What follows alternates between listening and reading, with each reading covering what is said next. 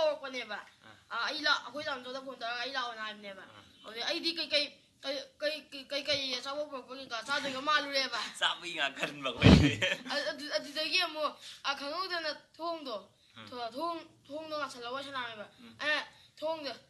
hangtoeba adudagi hangto kanduda kagauda aina di yambung do jare aduna yambungdo thengnaba ada aije kaduduna khang humang iri kanga miunje dang chongeba adudagi amo aduga akoi bana ila tungaja yambung juda igi YouTube video do ya yengalam male ada mana yengaga ai video do ye ada mana ende encourage obirame awna aiju mana awna yambung do dam harau jai awda ai mun chong do adu patriba akoi bana tam chaudo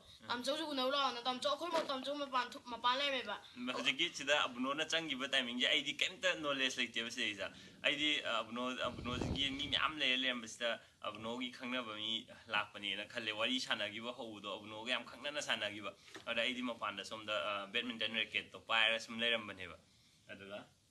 du akoi bana tam chau nang gi yung law ne kausale de tam chau ju chang tam chau di koi tau ge aije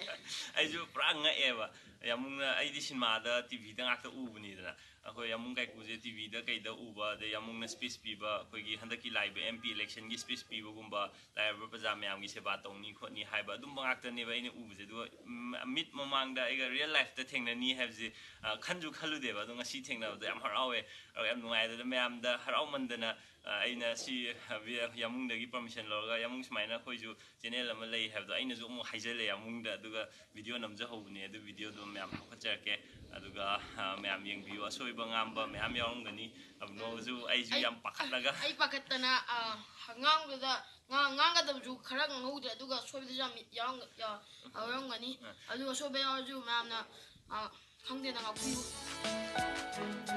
Abunao na nai re aduna mayamna Abunao gi channel jai description da hapamge aduga magi description tu changaga mai channel du subscribe tabiyo aduga ai channel sisu subscribe tabiramo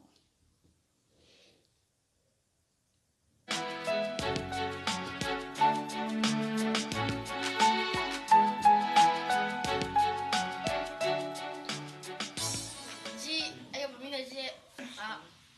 aina diga ka thokjale si lamsa duni yamung nuai ba amnungaye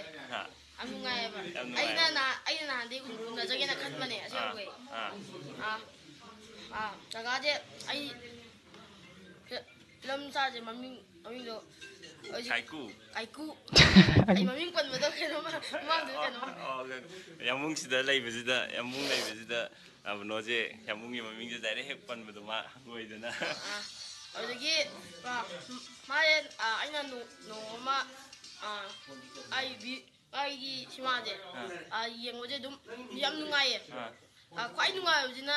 maye inspector yohan bedo adagi video ya adagi sima do aduna idung nungai nyenge aduna inspector yohan mani nungai ba aw dai dum nungai da aduna mayele mayele part 1 ke 2 ge chi jo ke de male hango ada amta hango dana yamung yangi da hangidore ba chi jo ke jo inspector yon da je pa chi so kan tolakani ai loi ma man de ba lung pa chi dong ngai jage yam nungai yamung ga thai na thengna je khang de le mu je as khang mu ne ai ju mi je dang election je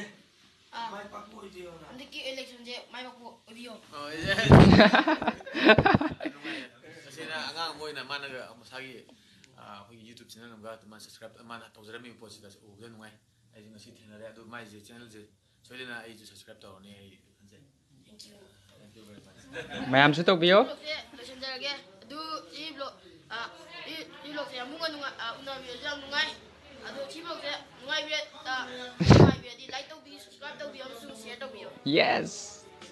mayam magi channel ju subscribe tawba kaubigano ai ge link description da link bibne adu changaga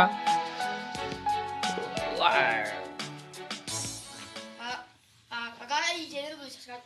ꯇꯧꯕꯤꯕ꯭ꯔꯥ ꯇꯧꯗꯤ ꯇꯧ channel ꯃꯃꯤꯡ ꯍꯥꯏꯌꯣ ꯑꯕꯨꯅꯥꯎ channel ꯃꯃꯤꯡꯗꯣ ꯑꯩ ꯃꯅꯤꯄꯨꯔꯤ ꯑꯩ ꯃꯅꯤꯄꯨꯔꯤ